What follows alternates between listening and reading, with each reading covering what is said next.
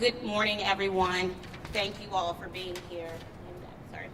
My name is Janice Lewis George. I am the council member for Ward 4.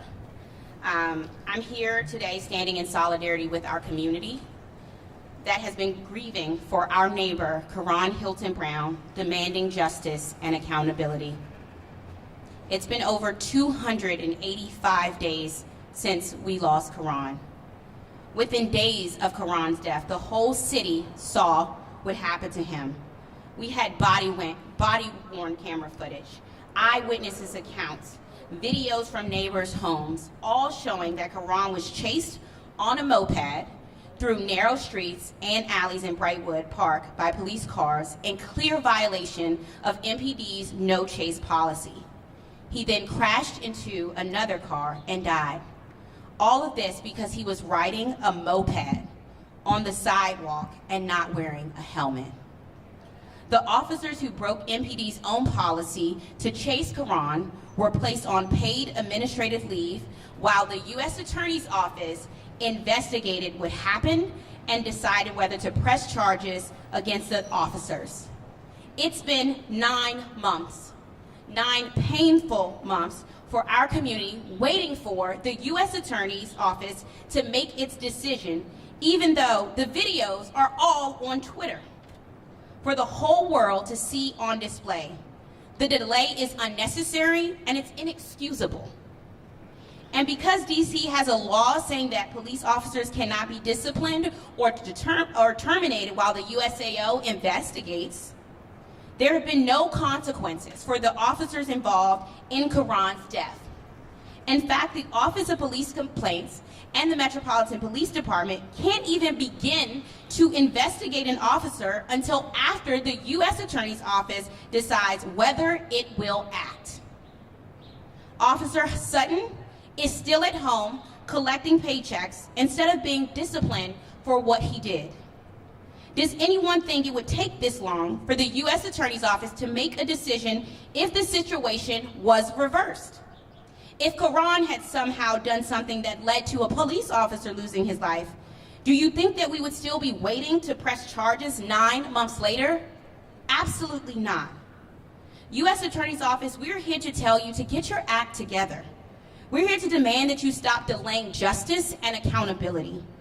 We're here to say that our community is hurting, but we are not deterred. We are not going to forget. We are done waiting, and it's time for you to do your job. In a moment, I will turn it over to community leaders to speak, but first I need to say a word on accountability.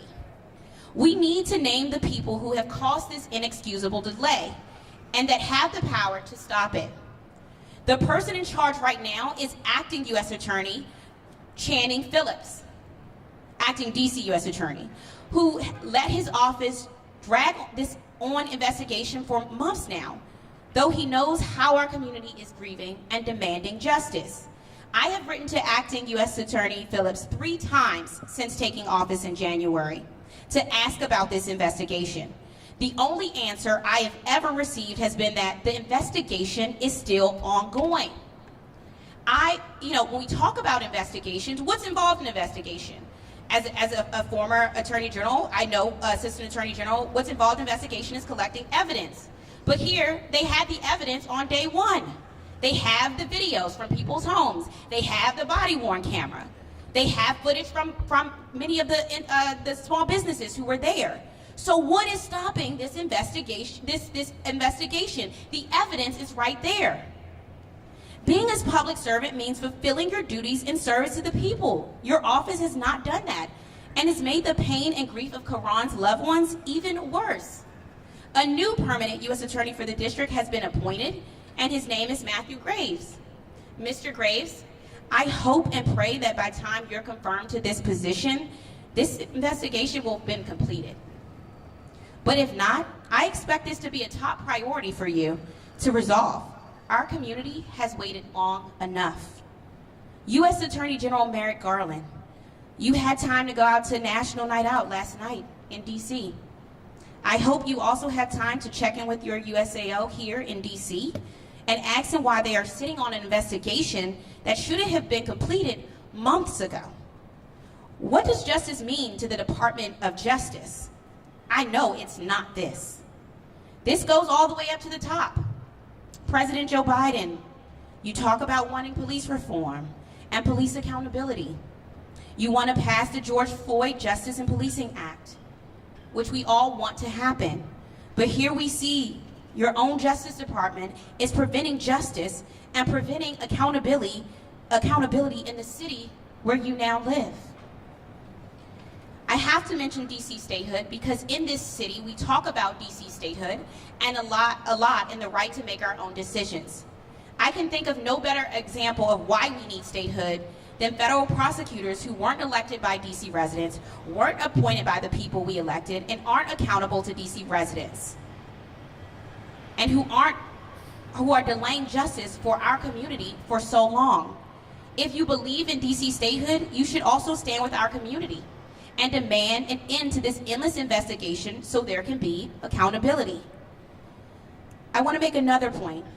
People talk about the need for there to be trust between communities and law enforcement. But how can there be trust when the officers who violate MPD policies and cause someone to die aren't held accountable?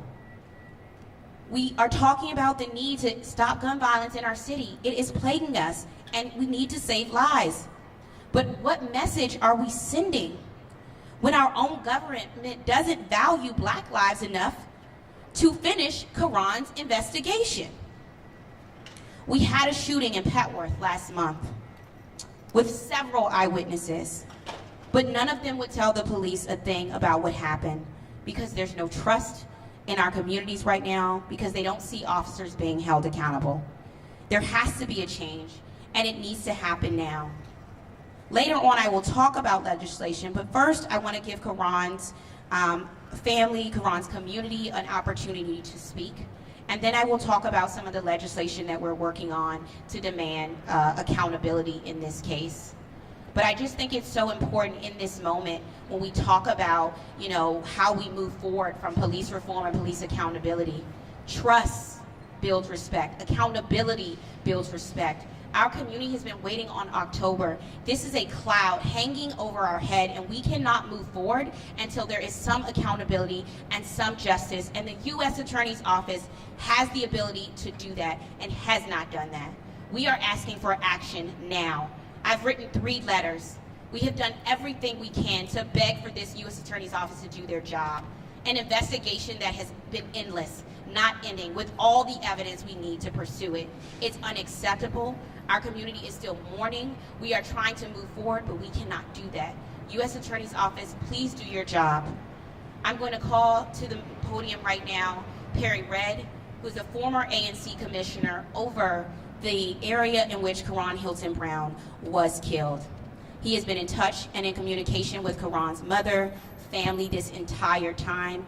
He has a relationship with all of the young men and women on the Kennedy Street neighborhood who are desperately asking for some accountability. So Perry Red, can you please come up at this time? Thank you. Thank you, Council Member. My name is Perry Red. I'm a former ANC Commissioner in 4B05, a neighboring ANC where Karon was killed. Now, it's been since October that we've been waiting on justice. This country's sordid history in denying justice to Black folks in particular is on display right now. You see, what happened to Karon Hylton was not ironic, nor was it an isolated incident. You see, he had been chased by this officer in particular on 3 other occasions. And the young men in that community had been brutalized, been terrorized by police officers in the no jump out era of DC policing. Let me tell you that the call to defund police was not a vain call. It had its purpose. It has its purpose. It has its reasons. You see, a year before Karon, there was an incident, 7th and Longfellow, in my ANC, in the area where Karon was killed, where the officers had not been held accountable. So this is ongoing. I ran as a candidate in Ward 4 in 2020 against the council member who just spoke. And my demand was that we move toward justice for these people. And Council Member Janice Lewis-George has been more than responsible. She's been more than diligent to call for accountability from Washington, D.C. police officers. Members of my team have reached out to Chief Conte to give us an accounting. I know I've had conversations with 4D, and they've been nothing but mum. 4 times we've been put off by Chief Conte. The mayor lauds his community engagement. Well, I beg to differ. I'm bitter, I'm angry, and I just got off the phone with Karon's father. And until Officer Sutton is fired, we will not be quiet. We will not be silent. And we called on that since the day that Karon was killed. Keep in mind, there are many policies that are in error here, and they don't err on the side of the people. The fact is, when Karon's family went to the hospital, the police officers directed medical teams to tell the family that there was only John Doe here. That is injustice.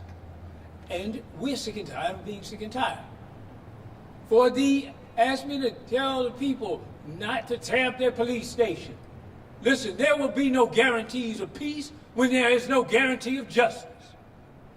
So understand this, that we will live in a perpetual state of terror if indeed the USAO doesn't do what he is charged to do, the acting ASO.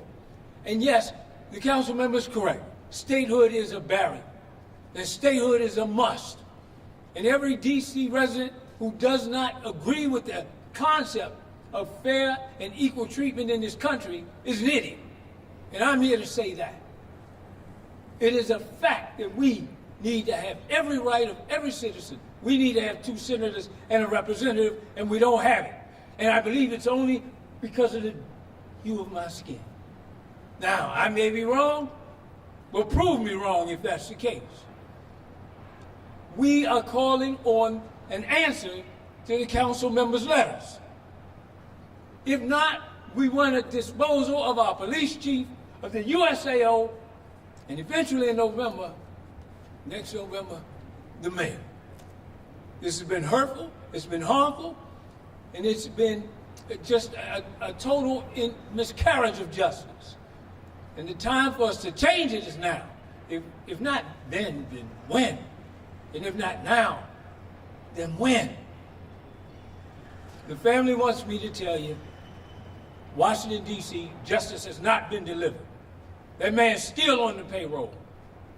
And just the idea of qualified immunity is a slap in the face to all Americans, if not to the Brown Hylton family. Again, I'm Perry Red, former commissioner, and angry as hell as a black man here in America.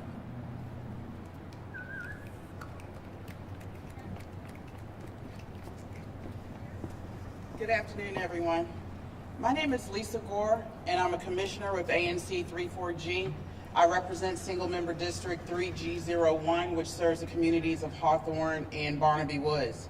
And I'm here today to mention and to make sure that everyone is aware that this event affected the entire community. Ward 4 is a large family, and we were all concerned when this event happened, and we remain concerned. I'm very concerned that the U.S. Attorney's Office hasn't processed this investigation timely. I'm not sure what the reason is behind that, but I know when you have significant investigations that are criminal or that you're trying to determine the criminality of a case, you devote significant resources to that investigation to bring it to fruition. That hasn't happened in this case. And one of the things that occurred amongst the ANC commissions in Ward 4 is we sent a letter on October 29th, 2020 to former Chief Newsham, the mayor, and our council members at that time. And in October of 2020, one of the things that 20 individual commissioners across 5 ANCs in Ward 4 asked for is immediate investigation of this incident and communication with the Hylton family.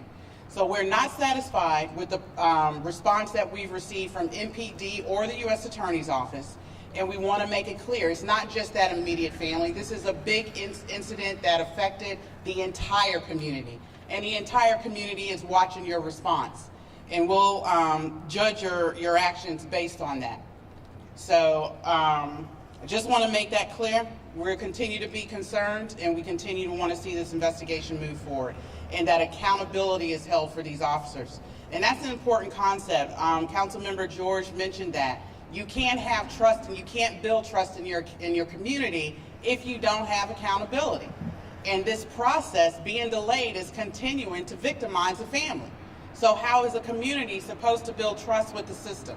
It's very hard to do so when they're being treated this way. Thank you. Thank you, Commissioner Gore. Thank you, Perry Red. As we wait for family members to come, I want to talk about legislation here for a second and what is being done legislatively to address this injustice. In April, we introduced the Law Enforcement Vehicular Pursuit Reform Act, which would ban police officers from chasing people unless they committed a violent crime or posed an imminent risk to safety. The purpose is to prevent what happened to Karon from ever happening to anyone else. That bill has already had a hearing in the Judiciary Committee under Charles Allen, who is the chair of the Judiciary Committee and has strong community support, including from many who are here today.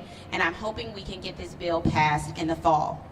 But as we said earlier, the main issue we have in ensuring accountability is that DC law prevents officers from undergoing a disciplinary investigation by the department while the U.S. Attorney's Office is investigating their case. As a result, officers that violate their oath or break our policies and laws can collect paychecks for months or even years before they are suspended or terminated. And it's not just Karon's case here. A DC auditor's report found that it takes the U.S. Attorney's Office an average of 599 days. I repeat, 599 days to issue a decision on whether to pursue charges against officers. 599 days for officers. The chairman of the council, Phil Mendelson, has introduced a bill to change this on a permanent basis, which the council will take up in the fall.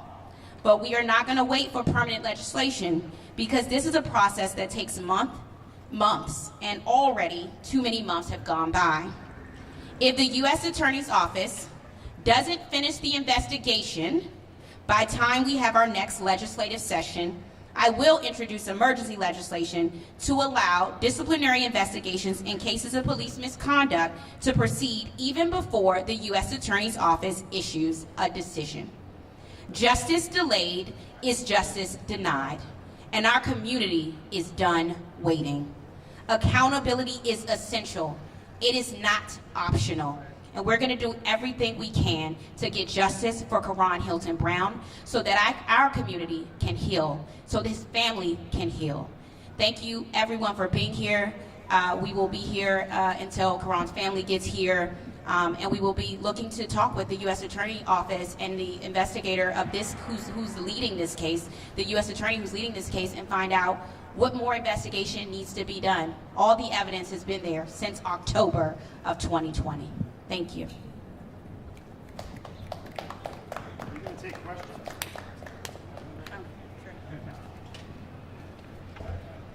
So I'm just wondering, I understand your angst and the community's angst and the delay of getting something concrete out of the U.S. Attorney's Office. But you even mentioned, this is not odd. I mean, this is, how long it seems to take. I mean, you mentioned 500 and some days. You look back at the Terrence Sterling case with the officer in that case, and it took over a year. And actually, the whole process took several years to play out before that officer was terminated. So I'm wondering if you think that there is something nefarious going on. I mean, we also had COVID, which we know there's been a lot of reporting that there are just delays in the courts. I mean, the backup at the U.S. attorneys in the courts on every case is larger than it's ever been. It's twice as big as it's ever been. So I'm just wondering if you think there's something unusual about this specific case that brings you here today, or if it's just an overall system that you think is too slow. Well, I think what's unusual about this case, having worked in the criminal justice system, is that when we look at doing investigations, usually we're waiting for evidence to be able to charge a case. That's what goes in papering decisions every day. The papering desk works 24 hours a day. It has through pandemic. It does in all of our offices, the U.S. Attorney's Office and the Attorney General's Office. So I think what's different about this case here is that all the evidence is already there. There's no one who can say, you know, WSA 9 had videos out on TV and Twitter right after this event occurred. So the problem here is, the question is, why is this investigation taking so long when evidence is already there? You need to investigate a case when there's no evidence, or there's weak evidence, or you don't feel like you can take the case to court for some reason because it's too weak, the evidence isn't there. But in this case, with eyewitness testimony, with eyewitness videos, with eyewitness accounts, with all of the substantial evidence that even the community has already seen, that's what makes this case pretty much different. It's because we all know it's there. The community has seen it. So it's one of those things where it's like, what is left in the investigation? So again, just to Yeah. play the devil's advocate here, and how do you know they have all the evidence? I mean, we obviously know what the public has seen, Mhm. but I mean, the U.S. Attorney's Office apparently hasn't answered any of your emails. Right. And so how do you know that they're not still collecting, not still interviewing, not still gathering, and there's not still more evidence to be gathered in this case? I mean, you seem pretty certain that there's enough evidence there, and obviously we've all seen what we've seen. Right. But, as the saying goes, we don't know what we don't know. And so how do you know with such certainty that they have enough evidence to make a decision? Well, what I know for certainty is what we all know, which is the MPD's no chase policy. At every oversight hearing, we have asked our Metropolitan Police Department, the Judiciary, is there a policy in place that says no chase? Even the former chief of police and the current chief of police have all said, yes, there is an MPD no chase policy. So we know there's an MPD no chase policy. That's a fact. We know MPD chase. How do we know that? You can search hashtag Justice for Karon Hylton-Brown right now and see the police cruiser chasing Karon Hylton-Brown. So how do I know with certainty? Because the facts are right in front of us. There's a no chase policy from MPD. There was MPD officers chasing. I don't know how cut and dry that could be. Councilmember, may I add that there are witnesses. Sorry, I'll let her. Forgive me. There are witnesses that the MPD did not interview. Witnesses who were there with him. The young men who I advocate for, who live and convene at 7th and Kennedy and 5th and Kennedy. And so the fact is, when Mark, you asked the question whether or not there's something nefarious, there is a suspicion. Because in the week of October, following October 20th, no effort was made to interview any of those eyewitnesses. That's problematic on its face. But as the council member just said, the evidence to charge is there. And that's what's problematic. Thank you. Any other questions? Would you mind an off-topic question? I'm going to focus on Karon Well, I'd Hylton-Brown like to here. ask you about the Kennedy Street building collapse and the investigation there. And there are neighbors there who are concerned about the delay in that. I mean, it's the same community, it's the same people. Yeah.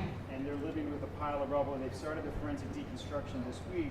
Do you have any concerns about DCRA's ability to conduct that investigation in a timely manner? There's a man who remains in a hospital, probably paralyzed for life. Correct. That accident. Yeah, I mean, I'm concerned that it even happened, right? I'm concerned that we even allowed that to happen. You know, we talk about Kennedy Street. It's come up a number of times, and I grew up on 2nd and Kennedy Street. So I know personally that the problems that Kennedy Street face have been there for a long time.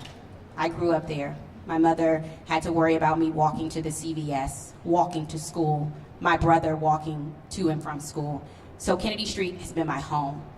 And so when I hear people talk about Kennedy Street in all the negative ways, but and not realize that there are people who are there who have been calling for Kennedy Street to be treated with the respect from our government agencies over and over again. There are vacant and blighted properties on Kennedy Street from 1st Street all the way up to Georgia Avenue. Our ANC commissioners have been calling for those vacant and blighted properties to be addressed time after time. There have been issues on Kennedy Street. People have asked for resources to our community since I was a kid.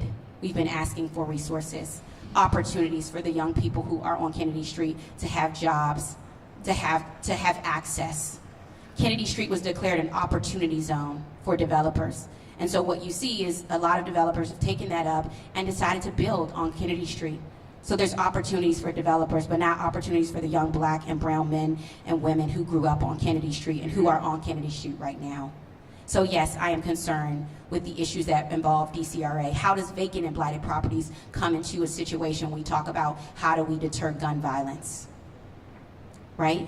They have a place too. Communities with vacant and blighted properties are breed situations where we have increased violence. So yes, I'm concerned. We had the same concern 2 years ago when we had a 6-year-old and a 43-year-old and a 45-year-old man who died in a fire on Kennedy Street because of investigation that wasn't followed up on, and we had them die. So people have died on Kennedy Street a number of years. My whole life, I've seen people die to gun violence, to inequality in health, to inequality in education.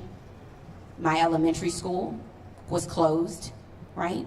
And so when we talk about resources, when we talk about Kennedy Street, if you want to fix Kennedy Street, it's not just about putting more police officer cruisers there. It's about investing in the people who live there, our seniors, our children who live there, many of them who love our community.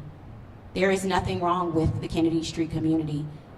We want resources, we want opportunities, but we are a people who believe that government can do better by us, and in every agency to do better by us. We are trying to heal. The reason I'm here is because we're trying to heal as a community, but we can't heal. The reason why we can't heal is because we never get answers. We never get transparency about anything we ask about. What happened with the construction? What happened with the Kennedy Street fire? What happened with these vacant and blighted buildings? What continues to happen? We're just asking for answers. We never get transparency, and then they wonder why there's no trust. There can be no trust because you all don't give us answers. You don't give us transparency. You don't give us, and there's never any accountability. We want to trust our government. We want to believe that you care about us. But the way you show us is by your actions, not by your words. And that's why we're here asking for some actions to build that. Thank you. Other questions on Karon? Thanks, everyone. Thank you. We think the mom is on her way, but no need to stick around if you can. You guys actually, some of us,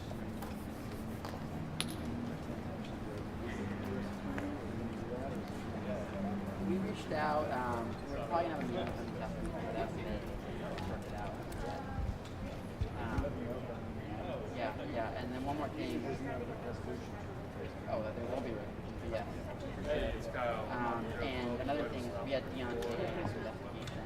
That was 2.5 months, and it happened during the pandemic. We know they can move fast on these cases. We don't know why it hasn't happened here, but why won't we do that? well, I appreciate it. Thanks for being on the process. Yeah, of course. Thanks, Mark. So, let me just look at this. The sides right here.